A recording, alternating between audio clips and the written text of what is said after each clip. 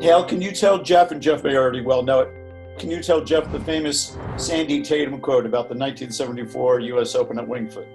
Oh, you mean they weren't trying, he was trying to identify the best player or something like that? Is that your reference? We're not trying to embarrass the best players Right. in the world. We're trying to identify them.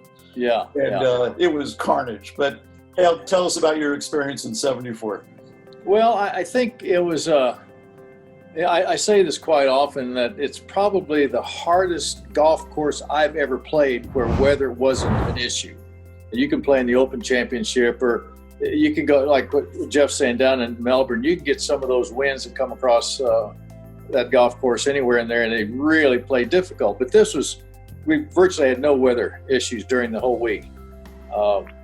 And I am not exaggerating when I said I went to the second green, just to the short right of the second green, and I lifted up some grass just to see how long it was, and it went easily 10 to 12 inches. And that was kind of the rough all around the place. Now, there was some places where it might be only 6 inches, some 8 inches, but it wasn't topped. It was just, you could not miss a fairway. And if you miss the fairway, then, as we all know, when you try to get a ball out of there, it just wraps around the hosel and it sends it straight left. And so if you hit it in the rough, you could not get on the green. If you did, you were extremely lucky.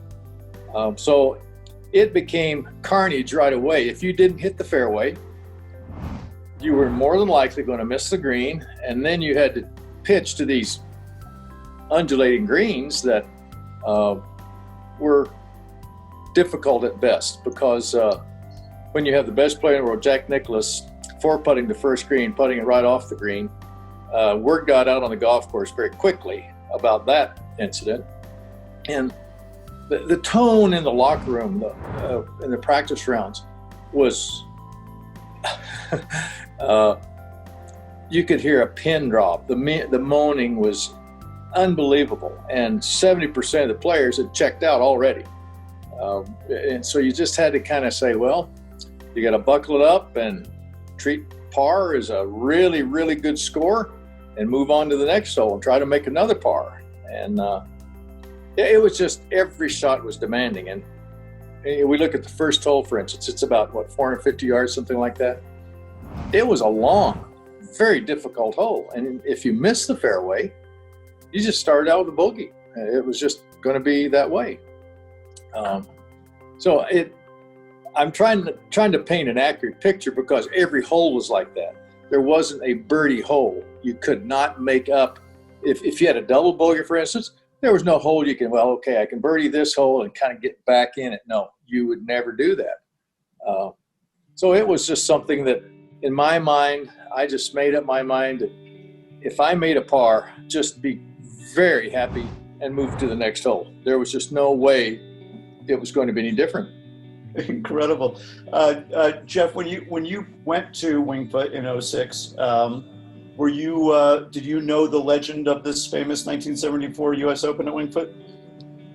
Yeah, I mean, I wasn't before like a crazy US Open historian. I mean, I'd read a lot of books, golfers' books, and it had been mentioned in a lot of people's books, the massacre at Winged Foot in 74. And then Winged Foot was exciting for me because that was where Greg and Fuzzy had the white flag kind of moment, and Greg made 3 crazy pars on the last 3 holes. And it stuck out. Winged Foot was as one of those kind of venues I was excited to get to. And funnily enough, our 06 was really tough. I mean, it was 5 over, and it was the hardest one we'd had for a few years, US Open. It was the first one that had been that far over par winning total for a while. But funnily enough, in the opposite to Hale, everyone liked it in 06. For a tournament to be, it was Mike Davis's first setup. It was the first year he'd done the graduated rough, and our long stuff wasn't quite as long as 74, the stuff outside the graduated, but it was thick enough that it was a wedge back to the fairway. But the 3-inch stuff, you could move it kind of up sort of somewhat towards the green a little bit, and you could kind of have a chance if you left them in the right place to make par. So it wasn't quite the massacre, but the scoring suggested that it was frighteningly difficult in perfect weather. Like Hale said, we had 4 perfect days.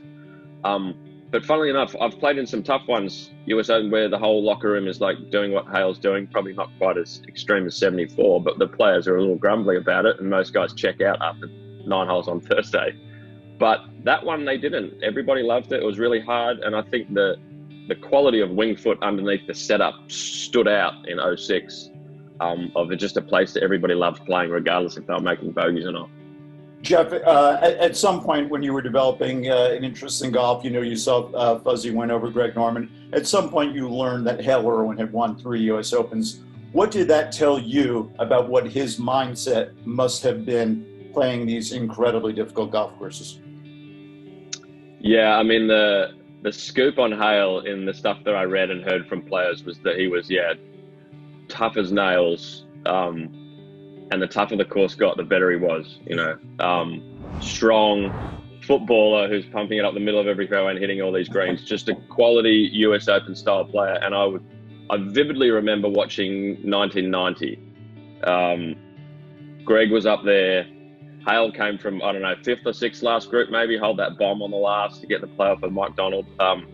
I have vivid memories of watching that, and just kind of at that point, 1990, probably the old guard a little bit for Hale, kind of showing everybody, hey, hang on a minute, I'm still the master class in the US Open. So, Hale had the reputation of being as good as they come when it got really difficult. And Geoff, did you have some of that similar mindset that Hale just spoke of? That when you heard other people moaning, that was good. That was good for you. Oh, at that phase, I loved majors. I thought. It's less so now, but certainly half of the field didn't think they could win but when you got there. And then about half of the next half sort of gave up after about 9 holes because it was too hard, you know what I mean? So you really only had 10 or 12 guys to beat. Like Jack said, that was actually kind of a true thing in those really, really tough ones. So I really enjoyed that. I've always loved par being important. I don't like it being outright impossible, but par being important and having the ability to sort of grind and sort of carve out a score. There's nothing more satisfying than signing for a good score in a US Open round, regardless of how you're doing in the tournament. 18 good holes in the US Open, you sign for 1 under par or even par or whatever it is relative to the conditions. It is close to the most satisfying thing you can do in golf, because for that day, you played the hardest hole you've ever played. You did it 18 times in a row and you did really well. So I just loved that aspect of it, that kind of grindy aspect of it. That's really neat. I was 14 at the time and just getting really into golf, and I lived on Long Island in New York and read the papers closely. And there was a quote from Lee Trevino that went something like this, and Hale may remember, your caddy would put down the bag to look for the ball, and you'd lose the bag and the caddy. Fair enough. I think Geoff makes a good point. In 06, I think the quality of Winged Foot really came out. In 74, it was masked by all of this very difficult conditions. But when you look at Winged Foot as it played out in the next decades, it became progressively, I don't want to say easier, less difficult. But I think the quality of the golf got better because the quality of the playing conditions allowed the quality of golf to come out, to be demonstrated. The players could play. In 74, you hung on. You could not play. You couldn't entertain the fans. You couldn't entertain yourself because it was just, it was hell. It was not enjoyable. And what Geoff says is, I completely agree with, is that if you can write down your signature on a good score. Now, I don't know what a good score was in 74, but if you can get something near par in 74 was outstanding. But it wasn't necessarily quality golf. It may have been quality scrambling. But I think we all like to go out and play difficult golf courses, but it should extract. Just so we get back to what Sandy said, it may have not been true then, but I think in years to come, it was true. You're trying to extract the best player. And in 74, we just didn't know who was the best player because it was just so difficult. But as other championships came to Winged Foot, we saw how the course could play. And I think it's better playing as it is now than it was then. Hale, were you watching Father's Day 2006? Were you watching the conclusion? Oh, yes. I mean, that's one of the most madcap, crazy finishes in the history of this game. You just never know. And what I think, we kind of hinted at this early on, is that major championships, and in this case, we're talking about the U.S. Open and a Winged Foot, they extract a different mentality. If you don't have that mentality, you're never going to do well. You have to encompass it. You have to embrace it. And that's one of the things I really kind of looked at Jack Nicklaus through all the years. Jack had a great talent. Obviously, his talent was equal or better than everybody else, but he had a focus. He had a plan that embraced competition and the difficulty of the golf course, and he just boiled it down to its simplest form. And that's what I hopefully I learned, is that you can't do it all in one swing. You just have to take that one shot and go with it and embrace it and enjoy the moment, because that's what we play for. If you don't embrace that moment coming into the last few holes or getting yourself in contention in the last 9 holes, well, then step on out. Let somebody else come in, because that, to me, is made my career as enjoyable as it was to have those moments where you could try to excel, try to get it to the finish. And Geoff's a player that's done that, and he knows what I'm talking about. And there are players out there that have been there that just never got it, and never will know that feeling. It's the hardest thing in the game, isn't it? Getting it to the house. And Geoff, when you made the putt on 18, I mean, there's no other word for it. That was a ballsy man out putt. I mean, that was some putt you made there. What was it, Geoff? Was it 8 feet? You tell me. No, my memories are about somewhere between 5 and 6, something like that. Okay. It was manageable. It was always going to break to the left because the whole green goes that way, but it was never going to break too far. I mean, there aren't easy putts at that situation ever, but I was presented with a putt that was, if I did the right thing, it was a predictable read, which was nice at that point. You don't want the unsurety of the read, At that moment, you just want to know what you're doing. And maybe it was just because I was in a great place that I knew where it was going to go. I was putting well that week, but I was the pitch before it from the front of the green had my attention a bit as much as the putt, I think. But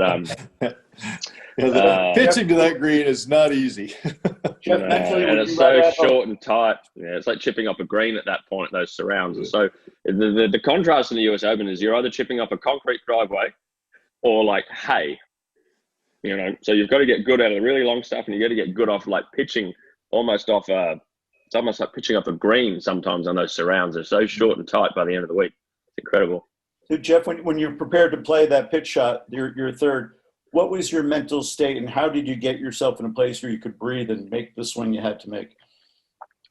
Well, the way it had unfolded the last few holes, I was kind of a bit down in the dumps after 14, and Phil had hit it close out of the rough, and the group behind me on 14, again out of the rough. He only hit 2 fairways that day, by the way. So the fact that he was, after 71 holes, he had a chance is miraculous in itself, because he hit 2 fairways at Winged Foot and was still leading the tournament. Wow. But beside that, I sort of, my caddy sort of snapped me out of it and said, look, let's par the last 4 holes. Nobody's going to do that. Which turned out to be quite prophetic, really, I guess, because nobody did except for me in the last sort of 4 or 5 groups. I parred 4-15, I parred 16. I kind of chipped in for par on 17, a bit of a wild ride on 17. And the chip in kind of got me back, wow, this is a good moment. There's something good happening here, You just get that feeling. I'm sure Hale had it before, that, I don't know, like you have sometimes when you're up there, I don't know. And then you have sometimes when you're up there, you just kind of know things are working. And so I played 18 in a really good attitude. Sort of a few holes before that, maybe I was a little bit, whatever, not the same. But 18, I was very motivated, focused, and felt like this is your chance to play the best hole you've ever played. Let's play it. I really felt that. Hit a great drive. It went into an old divot. It was like a 3 or 4 week old divot that had been sanded. So it wasn't awful because it wasn't fresh, but it's certainly not what you want in the last hole of the Open when you've hit the fairway. I guess I got a grain of sand or something between the club. I think I was hitting 9-iron, so I must have hit a really big drive. And it pulled up a little short, hit the front of the false front, and came all the way down the front of that last green. And disappointed. But when I walked up there, that was the first time I saw Monty. Monty started 18 at 4 over. I started 18 at 5 over, and Phil started it at 4 over behind me. And Monty, it wasn't until I got to the 18th green and I was kind of assessing my pitch shot that I see on the leaderboard that Monty's made 6 on 18 somehow from the middle of the fairway. And that gave me another shot of like, wow, you get this up and down. This is a really hard par for Phil. We could be playing tomorrow.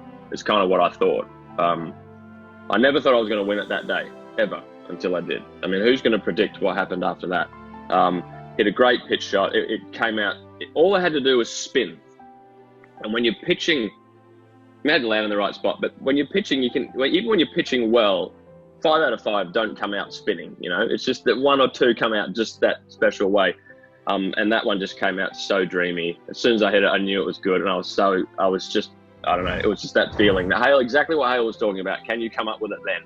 And when you do, that's the drug I'm addicted to. And that's as good as it gets for me, is coming up with it at that moment.